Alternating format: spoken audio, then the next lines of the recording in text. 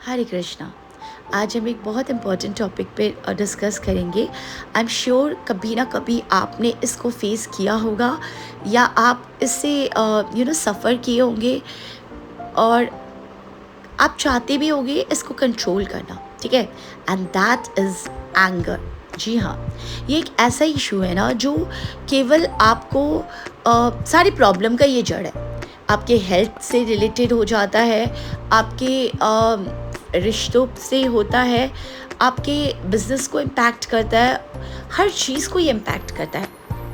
तो आज के ये टॉपिक ऑफ डिस्कशन में हम ये जानेंगे कि व्हाट इज़ एंगर, इसको हम कंट्रोल कैसे कर सकते हैं और जो ये फेस करते हैं वो उन्हें क्या करना चाहिए, ठीक है। तो मेरा पीओवी मैं बताना चाहती हूँ। I just want to share my POV, ठीक है। तो एंगर एक्चुअली क्या है मेरे पॉइंट ऑफ व्यू से? एंगर है ही नहीं कुछ, ट्रस्ट मी, कुछ भी नहीं है।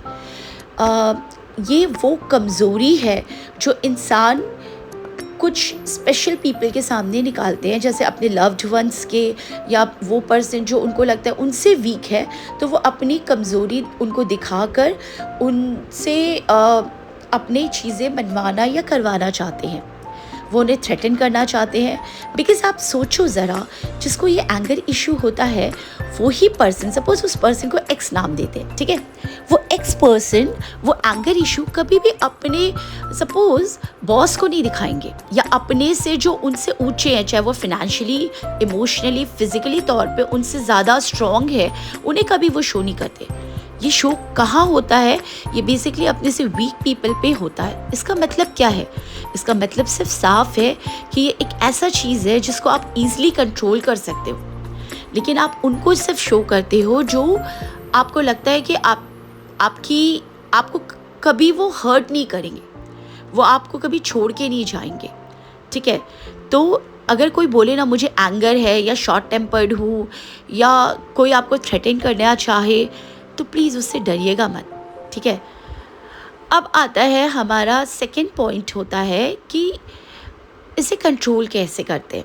इसको हम डिस्कस करेंगे, पर उससे पहले हम उन लोगों के बारे में बात करते हैं जिस पे ये बीतती है। मतलब किसी एक्स ने एंगर शो किया, तो जो सामने वाला होता है उसे क्या करना है? जो सामने वाला है उसका एक ही रिएक्शन होना है, उसे कोई रिएक्शन नहीं देना है। ट्रस्ट मी, अगर कभी कोई भी आपसे एंगर शो करा है, चाहे वो आपके बॉस हो, चाहे आपके टीचर्स हो, प्रोफेसर हो, या चाहे आपके हस्बैंड या स्पाउस हो, कोई भी हो, आपको कभी भी एंगर का रिएक्शन में नहीं देना है। बिकॉज एंगर एक्चुअली उनकी खुद की कमज़ोरी होती है जिसको वो कंट्रोल नहीं कर पाते, और वो अपने बहुत क्लोज वंस के सामने निकालना चाहते हैं, जस्ट टू थ्रेटन देम, या उनको कन्विंस करना चाहते कि देखो मैं अभी इस चीज़ के लिए नाराज़ हूँ। तो बेस्ट रिएक्शन है not to give reaction. Second best उपाय है कि उन्हें अंडरस्टैंड करने की कोशिश करिए कि एंगर क्यों ट्रिगर हुआ, what is the reason. Because वो आदमी खुद से वीक है, उसका वीकनेस शो कर रहा है। अगर कोई एंगर शो करता है तो वो वीक है, उसको अपने सेल्फ कंट्रोल नहीं है उसको उसके ऊपर। और उस समय जो इंसान वीक है ना, उस पर अगर आप उससे रिएक्शन दोगे रिस्पॉन्ड की बजाय, तो वो और ज़्यादा वीक हो जाएगा। एंड आई एम श्योर वो कुछ ऐसा कर बैठेगा जो सिर्फ और सिर्फ उसे नहीं, आपको भी तकलीफ देगी। Because I know you love them, isn't it? So अगर आपके बॉस भी शो करते हैं फॉर एग्ज़ाम्पल, तो यू लव योर जॉब, तो उस एंगर को लेके ना इतना ज़्यादा रिएक्शन या कभी भी वो मत करिए। बिकॉज वो समझिए कि सामने वाले का कोई वीक पॉइंट होगा, कोई फ्रस्ट्रेशन का, आई एम श्योर कोई ना कोई ट्रिगर पॉइंट होगा। जैसे फॉर एग्जांपल बॉस आप पे गुस्सा करे, तो इसका मतलब उनका वर्क डन नहीं हुआ होगा, या उनको कहीं पे वो चीज़ देना होगा जो आप नहीं कर पाए, तो उनको अपने लिए डर लग रहा है, कहीं ना कहीं उनका वीक पॉइंट शो हो रहा है।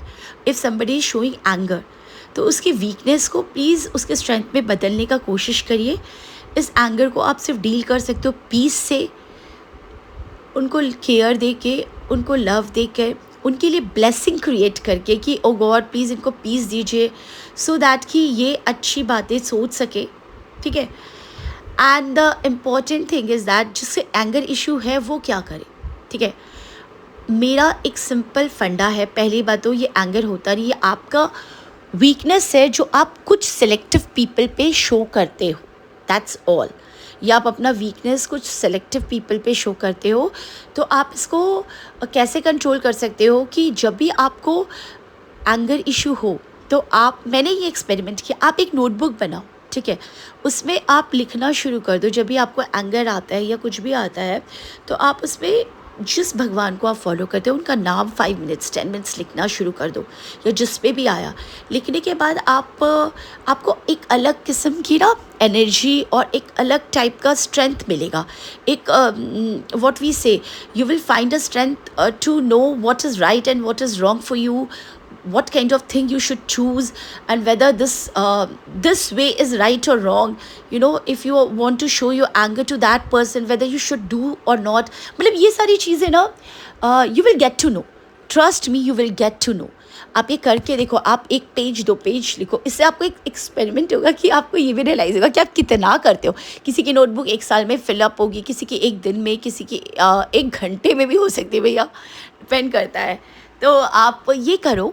सेकंड, आप करो कि जब भी आपको एंगर जिस बंदे या बंदी पे आए कि अरे भैया तुमने ये क्यों, तो आप ना उसके पॉइंट को लिखो कि किस चीज़ पे आपको गुस्सा आ रहा है, और उसको एंगर ना शो करके एक उसको किस पॉइंट से उस बंदे या बंदी को आप समझा, क्योंकि आपका मेन मकसद होता है उस काम को करवाना, ठीक है, जो वो बंदा या बंदी नहीं कर रहे।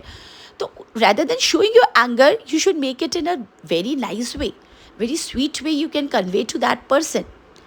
तो आप उसको जर्नलाइज करो कि क्या क्या पॉइंट है जो आप उस बंदा या बंदी को बताना चाहते हो, और उसको एक डिफरेंट वे में, वॉइस टोन को थोड़ा स्ट्रिक्ट आप रख सकते हो चाहो तो, कि हाँ ठीक है, देखो मैं थोड़ा अभी गुस्से में हूँ, I am not in that same mood, तो स्ट्रिक्ट रखो पर बदतमीज़ी नहीं, ओके। तो आप इस तरह से उस बंदे या बंदी को समझा सकते हो। सो वाइंड अप करते हैं, और ऐसे ही डिफरेंट सोल्यूशन लेके मैं आपसे मिलती रहूँगी इश्यूज़ के, और ये मेरे POV थे। Bye, take care, God bless.